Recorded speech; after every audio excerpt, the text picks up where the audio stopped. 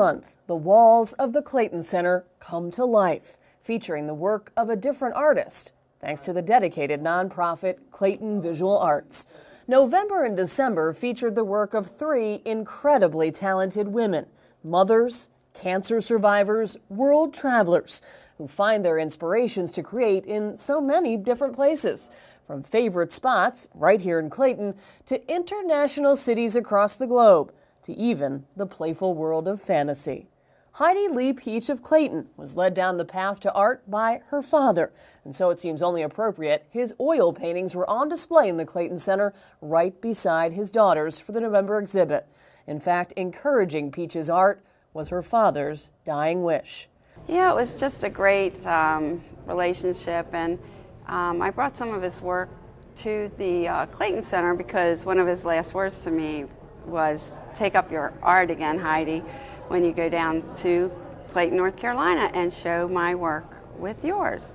So this was my first opportunity and to do that, and I thought, well, even though my mom has his best collection, I have quite a few, and I brought some of his, I didn't bring everything, Sure. but I brought some things that kind of show his personality, and there's a big painting of sports, and they were all the sports that he would do with me as a child, like ice skating, tennis, this is thing skiing.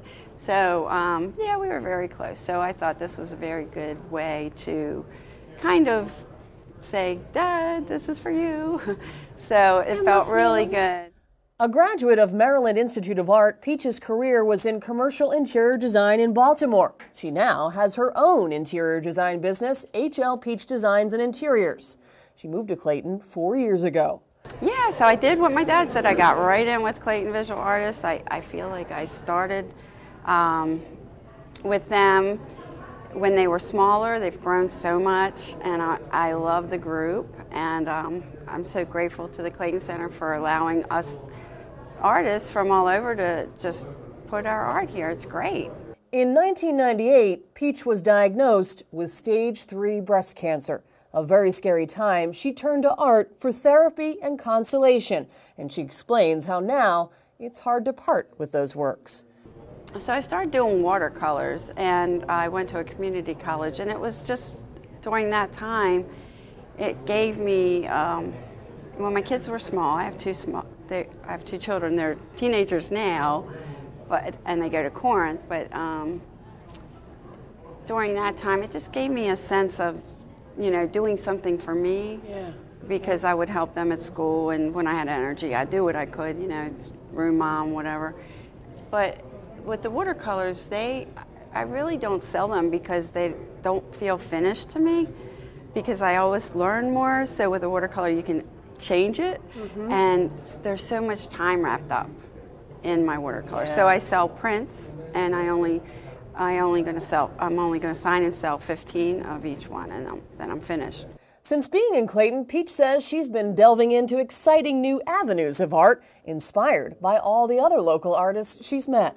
But a lot of my other things, I've been kind of experimenting down here in Clayton and seeing all the other talent here and what they do. It's very inspiring. So I would love to be able to have an area in Clayton that's kind of like all the Impressionists got together, like Monet, Manet, And Pissarro, Seurat. They all did like crazy things, but they inspired one another, and it would just be awesome to just be able to go somewhere and paint. So I hope that comes about somehow in Clayton. So none of us have money, so that's probably the problem.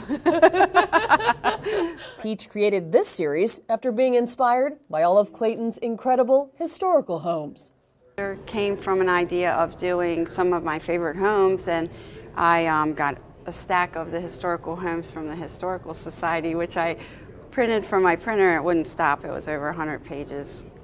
And I thought, this isn't going to work the way I wanted it to, so what I've decided to do is do a series, and these are broken down into classical revival, and there's 9 homes per panel, and I tried to put them in order of the time that they were built. So the Eye of the Eagle art is the oldest classical revival home that we have in Right. Clayton. Yeah. So, and then the registry goes up to 1960, which is pretty cool. Yeah, I that's mean, awesome. I'm almost an antique. But yeah, so I plan on doing more of those and coloring them, and maybe even before I color them, make prints of them for children to color. So I was just like, yeah, art never stops, and you never stop learning. And Peach enjoys trying new approaches to art and oftentimes teaching herself. She describes the fascinating way that she created one cherished piece in this collection from a photograph. I guess my favorite piece I did this year is actually this boat that's sinking, and it's a new process that I'm doing. It's a G-clay, which is actually a canvas print of my original watercolor. And I told them not to print it real strong because I was going to paint it. And I went over it like a coloring book and took paints and worked with gels for the first time. And I just Googled, how do you work with gels? And I had about 11 different types of gels that I incorporated into that piece. And it's just cool working with gels. So now I think I have some ideas on how I want to work with gels more. Another artist inspired to dive into new worlds, Toni Murgas of Goldsboro, who says being an artist is what she was born to do. I always liked drawing. I've been drawing since I was little, and I love to color. So I kept just doing it when I took as much art as I could in junior high and high school. And then when I got out of high school, I thought, you know what, I'm just going to major in art, because eventually I told myself I wanted to be an artist and I wanted to have my own studio. And now she does. Murgas's Mermaids and More opened in Goldsboro in 2010. As you can imagine, it's filled with her colorful and whimsical creations. A lot of my art is, it's all fantasy. Everything's from my imagination, and but of course, it's from, looking at real life things also. And so I started with, I've always liked pen and ink. I've always liked watercolors and acrylics. And I had painted some oils, but then when I got married, I thought, okay, with kids, oils, and the turpentine and stuff, I thought I'll just do it with acrylics because it dries faster.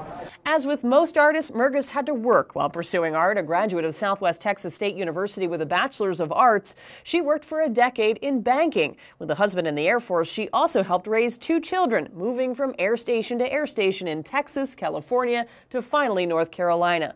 She loves working with pencils and also creating collages of paper pieced on top of each other.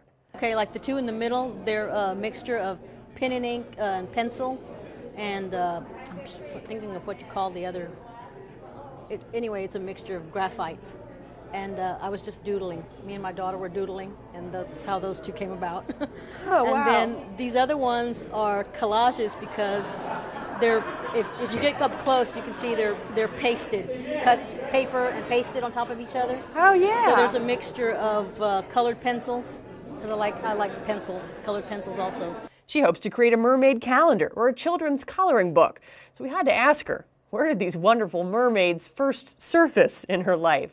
I used to look at like Frank Frazetta, and I just, when I was little, I loved the Grimm's fairy tales. Yes. So I always watched a lot of cartoons with all the fairy tales and stuff in it, and I love Walt Disney. I love Walt Disney. So my father always took us fishing and took us to lakes and stuff like that, so I just always liked, and I love swimming, so I always wanted to be a mermaid. In fact, I have a tattoo of a mermaid on my back. Do you? That I designed.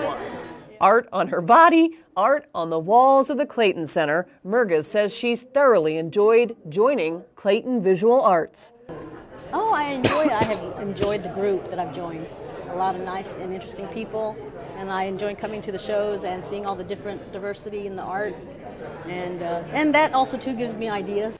Murgas's work leaves you with the idea that the world is full of wonder and that escaping into your imagination is always recommended. And there's just always so much bad things going on in the world, and I thought, not with my art. Yeah. Keep it simple, keep it happy, keep it, whimsical and innocent. From innocent to international, Keiko Genka is a Japanese painter who's lived in North Carolina for 23 years and brings her vision of America to the Clayton Center during December. Clayton has a beautiful space like Clayton Center, and feel so fortunate to display here this opportunity. I'm very thankful. Genka was born and grew up in Okinawa and now lives in Garner, painting in acrylic on home-built stretched canvas and always in a wide selection of bright colors. She first came to the U.S. in 1989 and earned a bachelor's degree in art from NC State. I came here to study English as a second language first time, but somehow I found a way to paint. So I guess this is my calling. As a child, she enjoyed illustrated books of foreign cities, but it wasn't until she came to the U.S. that she was able to pick up the brush full-time. And now, for more than 10 years, she's been crafting these wonderful 3x3 windows into the world. Of course, I liked painting some, but Japan is kind of very serious society. You have to be very serious whatever you do. And, I was not really good enough to be a painter, to become a painter. But coming here kind of